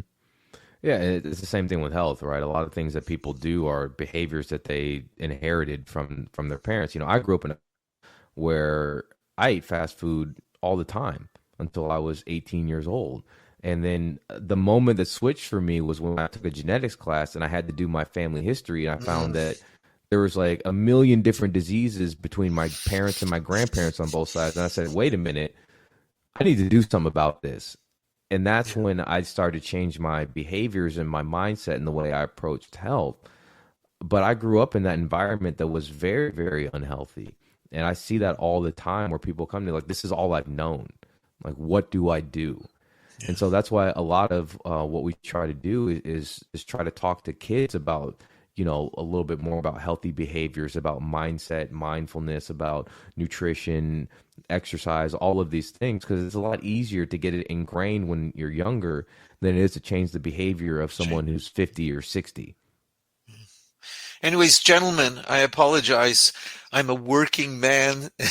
No, I appreciate you being on, Jan, and I'm going to talk to Dr. Harrison for a little bit longer and everything, because I got a couple of questions about him and everything. But if you got to bounce off, I definitely understand. I appreciate you sharing your wisdom and everything about music. Thank and you. Been involved in the conversation with me and Dr. Harris. Thank you very much, both of you. This is the first time I've attended a podcast, so for me, it's been exciting to meet people from different places. For sure. Definitely. And we want to let folks know how they can reach you in terms of like learning about your music and things of that nature. Before I get to Dr. Harris and the questions I've got for him, then I'd love for you to share that with us, Mr. Cooper. Okay. Well, I'll give you two things. My website is www.cooperstudiospro.com, and my email is cooperjan2 marcleeshow@gmail.com. And if anybody has any questions about, also one other quick point, even actually for Dr. Harris, I also teach people how to speak properly, because singing and speech are both connected. And we're starting to develop things like nodules and polyps on our vocal cords because of improper speaking. And I also developed and invented a thing called karaoke speech, which helps people get rid of their accents. Because when people sing, there's no accent. So, so I'm working in 2 other areas. So anyways, thank you for your time, and I wish you the best, and have a safe week. Do the same, and I definitely appreciate you. Okay. Dr. Harris, one of the things I was going to ask you and everything is, do you think that we're getting enough support? Because you mentioned Cleveland, and I'm definitely a fan of some of the things that and Mr. Cooper was talking about this to some degree, that our entertainers and our athletes are doing. I know that probably being from Cleveland, you might be a LeBron fan until he moved over there to Laker land. But do you think that we're seeing enough from our so-called spokespeople, even in our community, in terms of getting the message out? Because I know that there was a couple of presidents in the past that definitely encouraged positive health, positive nutrition, things of that nature. But the current one, not as much. And definitely, I don't know that even some of our athletes have been doing a good enough job in terms of spreading the word of positive health and positive nutrition. So I was just wondering, are you feeling that enough folks, whether it's the LeBrons of the world or the Chris Pauls of the world, are doing enough to get the word out about what we should be doing health-wise, since they are sometimes seen as the epitome of good health, being professional athletes and all? You know, this is one of the things that actually kind of grinded my gears a lot from the athletes. And you see all these athletes talking about Black Lives Matter. And I'm like, okay, great. I want you to do something about it. And at the same time, you're sponsoring Sprite. You're sponsoring McDonald's. That's a huge dichotomy, because if you look at obesity and diabetes and high blood pressure and strokes and Alzheimer's, these are things that are killing thousands upon thousands of African Americans. And then you're out there getting sponsorship money and promoting the very mechanism that's causing that. And I rarely see any athlete out there talking about, eat right, about exercise, about the power of nutrition, about the power of mindset. No, they're all backing these big name brands. And I'm like, well, you care about Black Lives Matter and then taking money from companies that are causing the death of Black people. And it's not like they're shooting them or anything like that, but it's these products we know are linked to adverse health outcomes. You can go look at the data on sodas and adverse health outcomes, and that's even diet sodas and adverse health outcomes.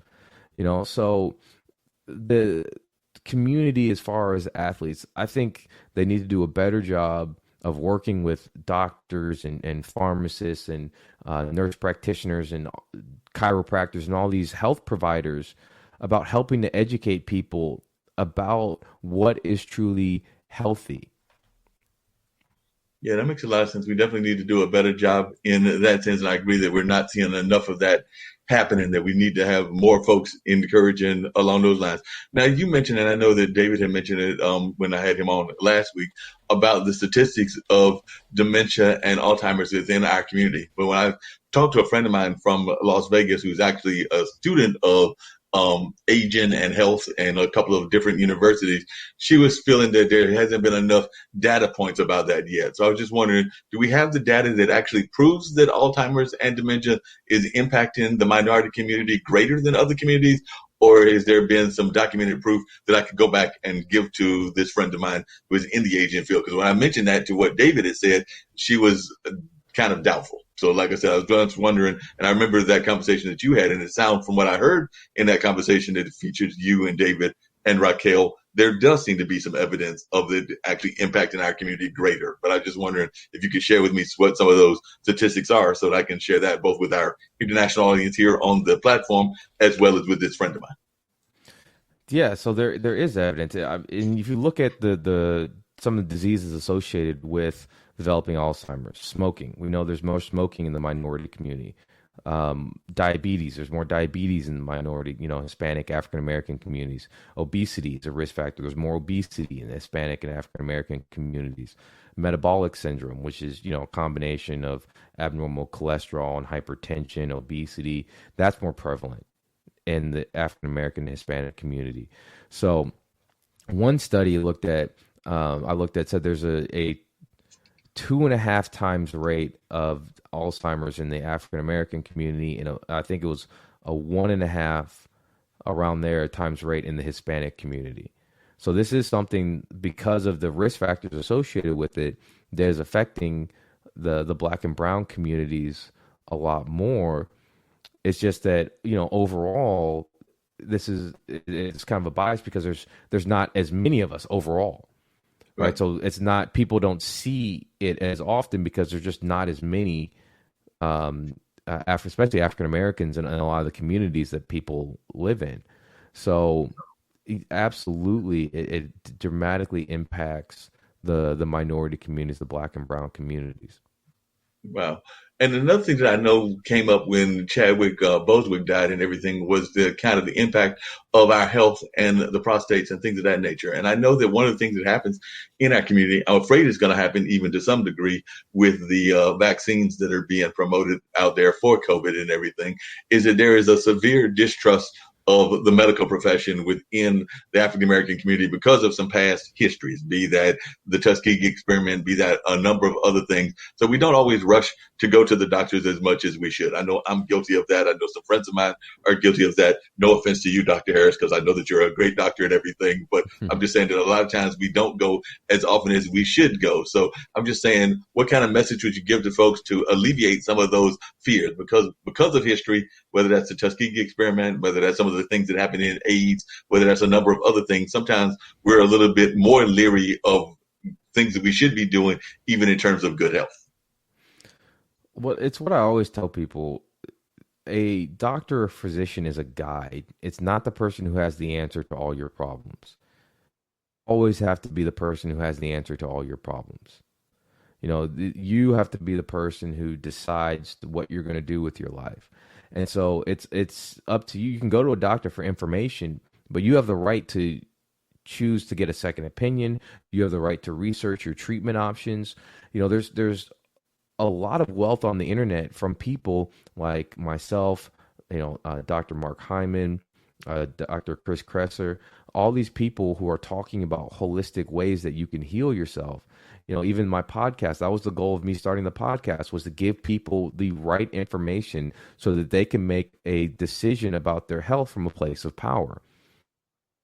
A lot of times in these day and age, we scapegoat. We just say, oh, that doctor did this, that doctor did that doctor just wasn't doing this. I'm like, okay, well, what did you do? Right? If you just went to the doctor, you didn't do enough. So you have to be the steward of your own health, and you are in control of your own body. Yeah, that makes a lot of sense. And the other thing I was curious about is there seems to have been a rise, and we've had a couple of them even here on this platform, the International Broadcast Media Network and everything, that are into the holistic movement. And that definitely was a push, I would say, even before COVID, and now there's been a greater push since COVID and everything. But do you think that this is something that is going to be sustainable? Or do you think that after we come around the curve, whatever that curve is and everything, that we'll see a decrease in holistic medicine and holistic thought? Because I am actually a big fan of holistic medicine, have been for a number of years, but I don't know right now if it's kind of like the fad of the decade and everything because of COVID. And a lot of folks are more concerned about trying to keep their own health going. And of course, a number of folks are sitting at home researching on the internet and things of that nature. But what is your feeling about the future of holistic medicine? Because I'm hopeful that it's going to stick around, but I do know that sometimes we get into these fad of the decade kind of moments. I think it's going to stick. I think there's a lot of distrust in the pharmaceutical industry, and that's rightfully so. They've done a lot of shady practices, a lot of shady behaviors. I think that's another reason the holistic medicine is going to be around. Number two is that people don't want to be on medications. Now, people in their 20s and 30s are seeing, grandma on 16 medications, grandpa on 13 medications. And they're saying, whoa, like, I don't want to be that when I'm their age. I don't want to be disabled and all seeing all the disability and pain. And I think people are starting to realize that they can prevent a lot of that by their behaviors.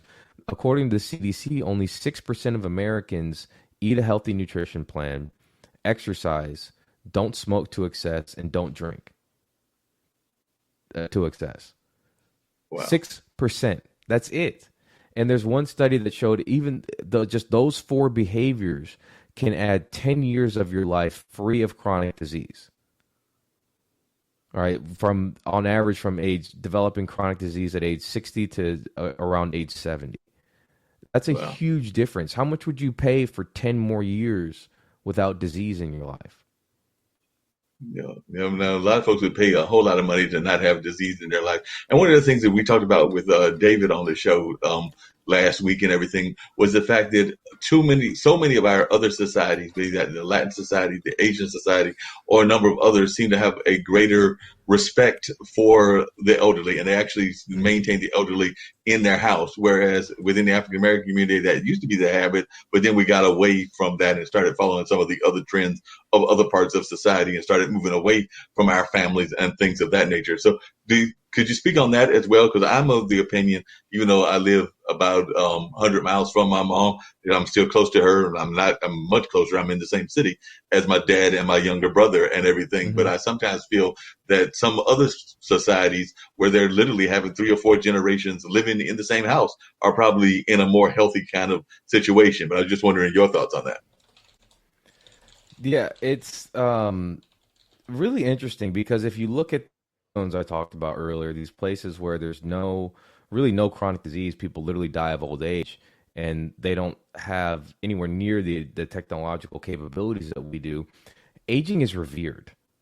It's not something that people are afraid of. It's something that is a blessing, that people respect the elders. And I think that goes a long way into thinking about their mindset there versus here. Here, aging is feared. Because we think that as we get older, we're just supposed to get chronic disease, and that's not the case. And a lot of that has to do with, like what you said, the family units. A lot of these blue zones where people live so long without chronic disease, they are very close-knit family units. They're very close-knit social units.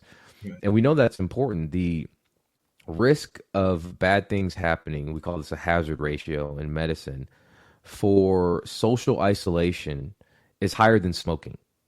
Basically, what that means is social isolation is worse for our overall health than smoking. And we know how bad smoking is for us. So those old practices of the family unit being cohesive in the same city, sometimes even the same house, is beneficial for health. And it's lots of different reasons.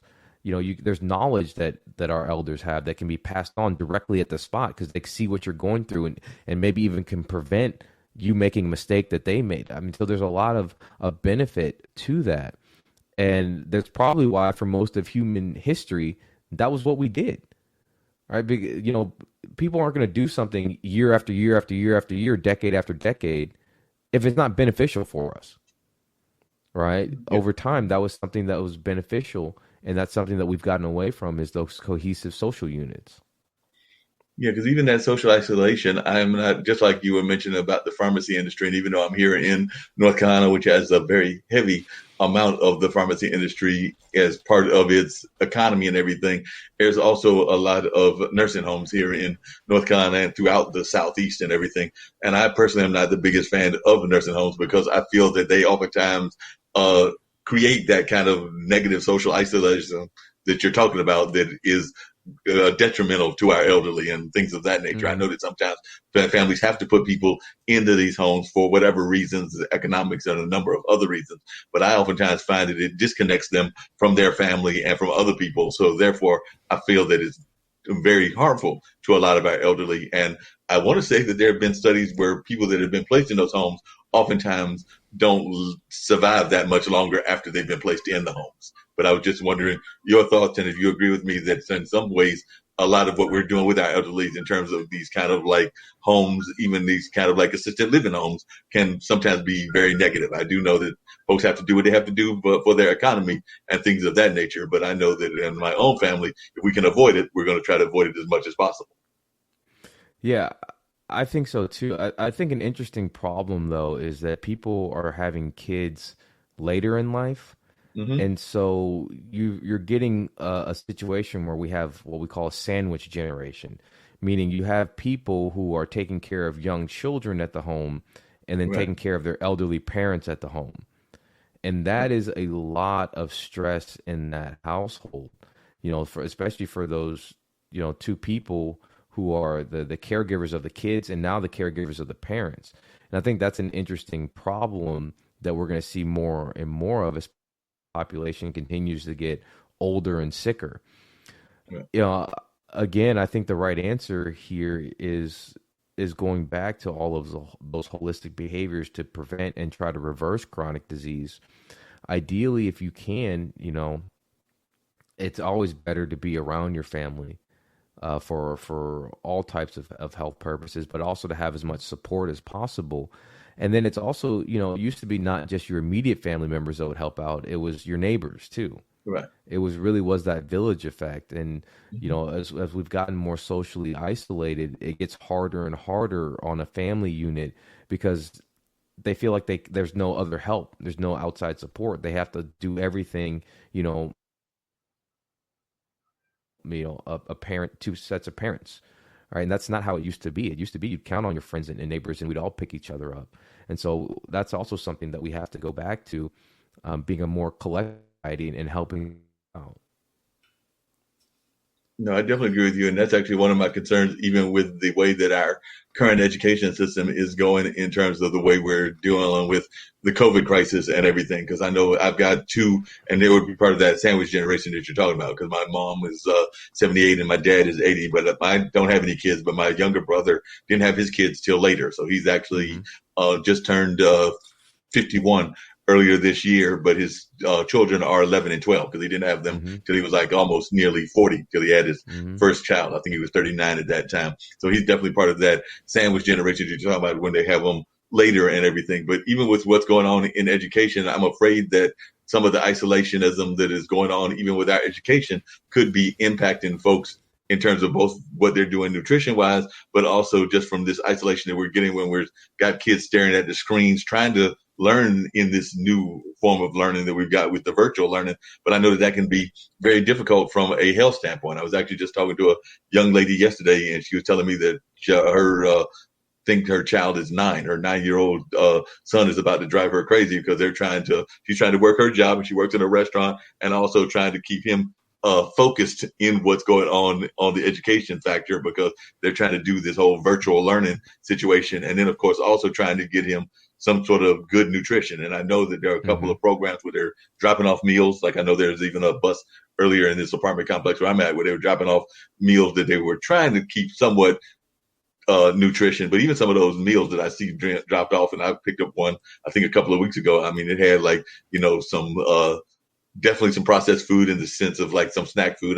There might have been some fruit in there, but then there were some other things that was not the greatest foods that are going on, but they're trying to do it on an economical standpoint because they're trying to feed as many people as possible. And I don't know that they're necessarily following the nutrition standpoint. So I was wondering what your thoughts are about all of what I just said, because I do know that a lot of folks are trying to create both the nutrition balance when they're trying to deal with this virtual reality, and whether that's home cooking or whether that's these kind of like school programs where there might be an orange or something healthy, but then there's some other items in there that where I can guarantee you we're not healthy. Mm-hmm. Yeah, it's one of those things where you have to look at things in totality, right? If you want your kid to perform, you have to feed them the food that they need to perform. All right, Right. if you're constantly feeding your kid sugary snacks and things like that, of course they're going to crash. Of course they're going to have symptoms of ADD and things like that. All right, so that's one thing is that the nutrition you feed your kid it directly correlates with their performance. It correlates with their behavior. I think it's one of the strongest indicators of violent behavior is the nutrition that people eat. And so that makes a big difference as well in our behavior.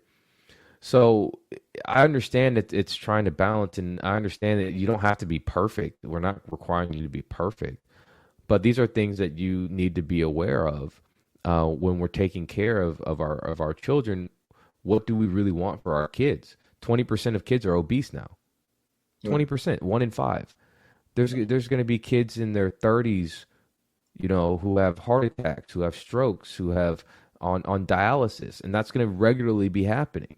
If you've got 1 in 5 who are obese, those those 1 in 5 by the time they hit 30 are probably going to have a strokes, heart attacks, dialysis, something like that. So that's a trend that we need to stop, and it all starts with what happens in the home. Yeah.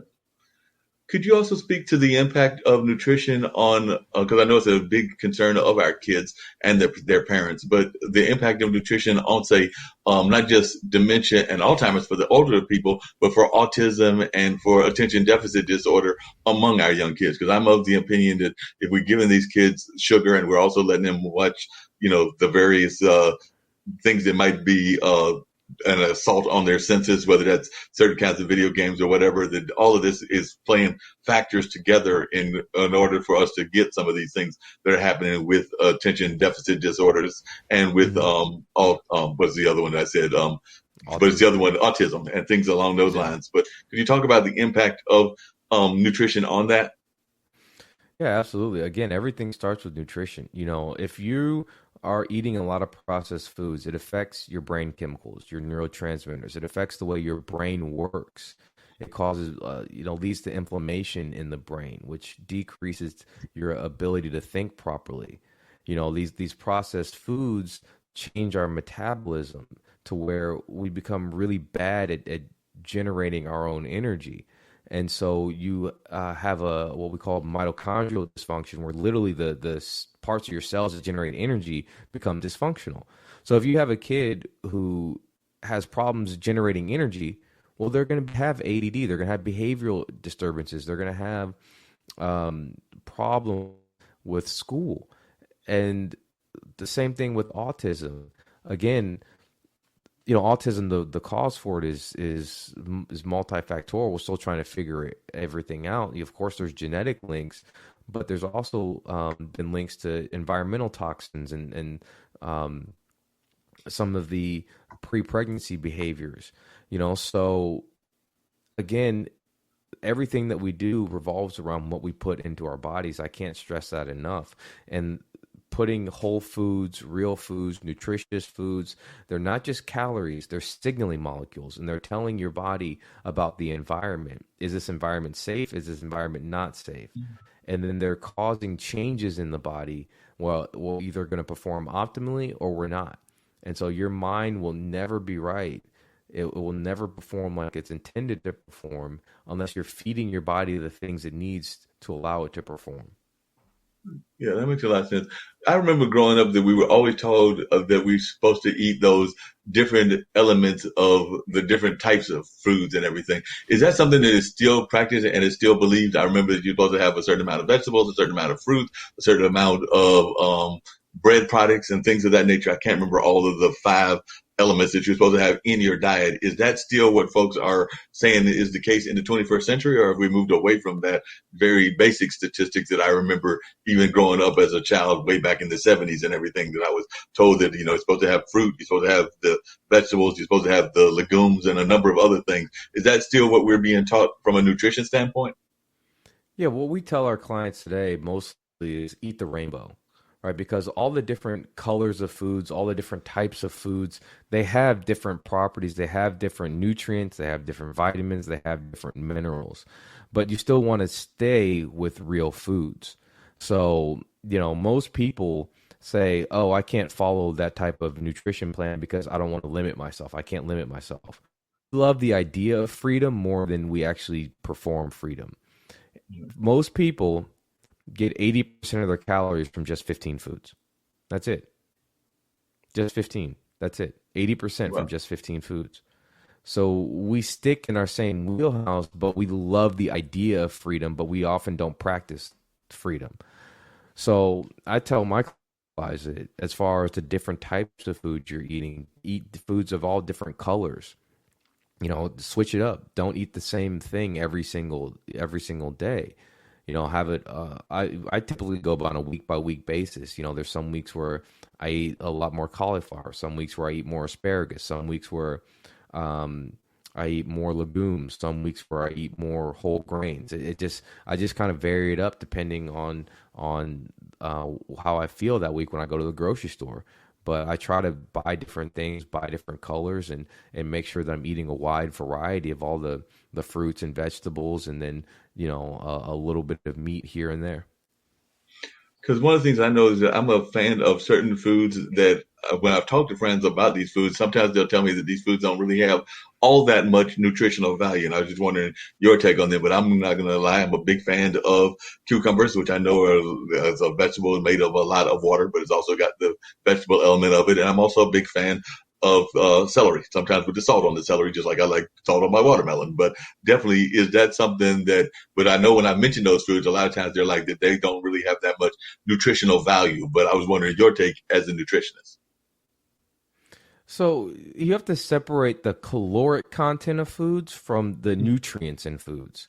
And so those foods are very low in calories, but they're very high in nutrients. So things like, carrots and celery and broccoli and things like that, they're very low in calories, and people have associated that, oh, they're not nutritious. I'm like, they're very nutritious. If you want to eat celery, eat celery. If you want to eat lettuce, eat lettuce. Spinach and kale. There's lots of good nutrients in these foods.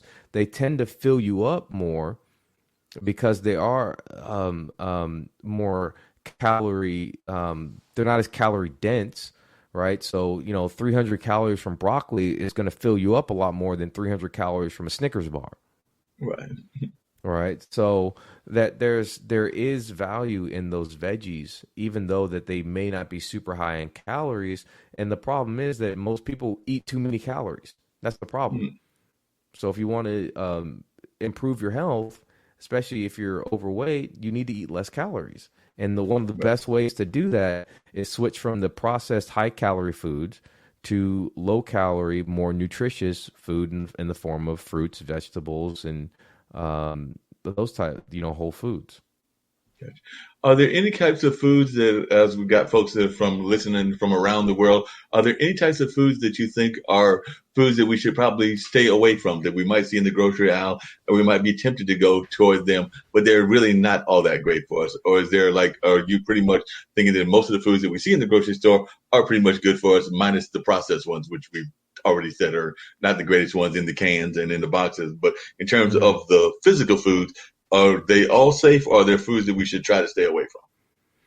It all depends on how much you're eating of them, right? In general, I tell people for fruits, stick to berries. The berries are lower in sugar, higher in fiber, high in really good antioxidants and nutrients.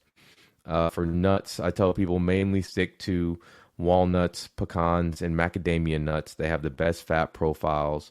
They're high in protein. For whole grains, stick to actual whole grains like buckwheat, like quinoa, like rye, like barley, like actual oats. Eat those type of whole grains. So there are some nuances there, but you don't have to be that specific if you're just rotating and trying a whole bunch of different things. Then it tends to balance itself out. And in general, of course, eating an apple is better than eating a candy bar. Right, but eating a handful of berries is better than eating an apple. Gotcha.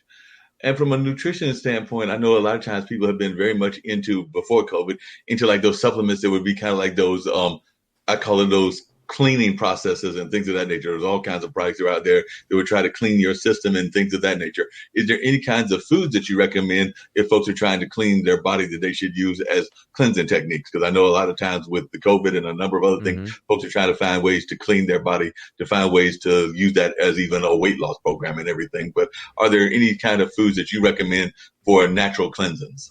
Absolutely. I typically don't recommend the cleanse. What I will recommend is a fast, right? Because there's a lot of health benefits to fasting: longevity, improved blood pressure, blood sugars, cholesterol. Your body starts cleaning itself when it's not in the fed state. So I think a good fast is great. I hate juice fasts because when you're juicing, especially if you're buying store-bought juice, all you're doing is ingesting sugar. That's it. It's just straight sugar. So if you're going to juice at home, and make sure it's 80% vegetables, because that way you still know you're getting the fiber. That way you know it wasn't processed and all the nutrients were transformed. But in general, amping up detoxification is eating the right foods. Eating garlic. Garlic's great for this. Asparagus, turmeric, cilantro. Cilantro helps bind up toxins that we eat. If you're someone who does kombucha or kefir or those fermented foods, that helps. So there's a lot of different foods that broccoli, all the cruciferous veggies, that's important for detoxifying our system. So all of these foods, and then the fruits, and all of these foods have different aspects that help us detoxify. But then if we're eating a lot of processed foods, we're putting in a lot of toxins without getting the right foods that help us detoxify. And over time that builds up. And what a lot of people don't realize is eating stuff that's toxic like that actually tells your body to make more fat. Because one of the ways your body deals with toxins is to store them in body fat. So if you have toxins coming in all the time, your body's like, we need more body fat to store these toxins. And so that's another reason why people can lose a lot of body fat and feel a lot better just from switching to a whole food nutrition plan without even starting any of the other holistic things that we talk about. Wow, great some advice that you're giving folks, and definitely I hope folks are paying attention and all of that. So definitely get ready to wrap up, and we got just a few more minutes and everything. But one of the things I was going to ask, just on a lighter note, is I'm seeing either CDs or books in the background. So I'm trying to figure out whether it's CDs or books and what they are on that side. So are those CDs and are they books, and what kind of books are there in that shelf that I'm seeing off to your, it's my right-hand side. Yeah, so these are all different books. There's at the bottom. There's even medical books like physics books, anatomy books, and then at the top are more of the books I've read recently. There's like Skin in the Game by Nicholas Nassim Taleb, one of my favorite authors. Even The Art of War, books on marketing, books on business. It's like me, the books I read are all over the place. So definitely tries to be a diverse person, not just in terms of your diet, but also in terms of your knowledge base and things of that nature. So that is a great thing that you try to have that kind of incredible knowledge base and try to share that knowledge base with a lot of different folks. And that's a great asset for everything. And one of the things I always do at the end of the show is I let folks give their positive thoughts that they would like to share and things of that nature. But before I get to that, if folks are wanting to reach Dr. Harris and wanting to learn more about the podcast that you do, tell folks about the podcast, where they can hear the podcast, and also how they can reach you if they want to hear more of this great thoughts and great information that you've been sharing with us here on the IBM TV network on this afternoon. But if folks want to reach you or hear the podcast, where they go and learn about that? Sure. So my podcast is called the Strive for Great Health podcast. It's available wherever you get your podcast. You can also head to my website. My business is called Great Health and Wellness. The website is theghwellness.com. And then I'm pretty active on social media, LinkedIn, just my name, Dr. Richard Harris. And then I'm on Instagram and Twitter at drharrismd. Sounds great. Definitely, that's a great way that folks can reach you. Hopefully you'll come back. I know we do a medical day here on one of the IBM TV days. I believe that's on Friday. So we'd love to have you come back. We have doctors from around the country that talk about various medical things that are going on in the community. We also have Spiritual Saturdays and a number of other shows that I know that I would love to have you appear on those shows. And of course, I would love to have you come back on my 3 shows that I do on the network as well. So anytime that you're available, I know you're a very busy person. I was able to get you because you said you had something going on with the wife earlier today, but you were able to make some time for me. So I definitely appreciate that and everything, because I do know, even though I'm that single person living in the apartment, but I do know about the importance of significant others and all of that. So definitely glad that you were able to make some time for me to join and have this great conversation. But like I said, one of the things that I do at the end of all my shows is I give folks the opportunity to share something positive or something that they would like to leave the audience that is a global audience with. So the floor is yours. If you got a word of positivity, it can be out of the spiritual world or wherever you feel like taking it, but any words of encouragement or positivity that you would like to share with our audience. Yeah, one of the things that I always say, and it's about stress because this is a very stressful time. And one of my favorite quotes is from William James, and it says, "Our best defense against stress is our ability to choose one thought over another." And your mindset is so incredible. There's so much power in your brain. There's so much ability that you have. You just have to be willing to unlock it. And thinking positive thoughts, seeing the world as a beautiful place, and just realizing that you have so much potential inside of you, and you can change the world just by being trying to be a better person, trying to help others.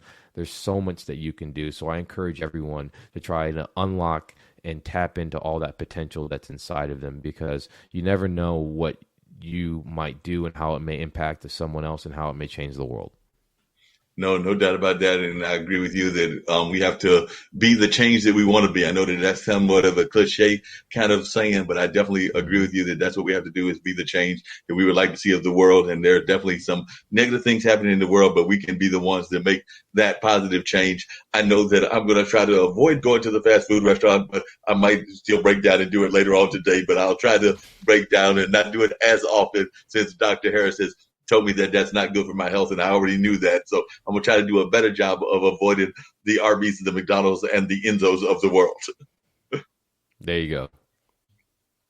Once again, having Dr. Harris has been great, along with Jan earlier, and we had a great radio show here with Marc Lee. I'm getting ready to bring in some of our other shows that folks can catch so they can watch a little bit of the ads of that. And then I've got another show that I'll be doing here called the Mullins Music and Memory Show. And of course, we've got our regular podcast on Blog Talk Radio at 7 o'clock. But I still got 2 more podcasts coming our way. But right now, I'm going to let y'all check out a little bit about what Chess Stars is all about here on the IBM TV platform. And then, like I said, at 4 o'clock, we'll be joining the Mullins Music and Memory Show.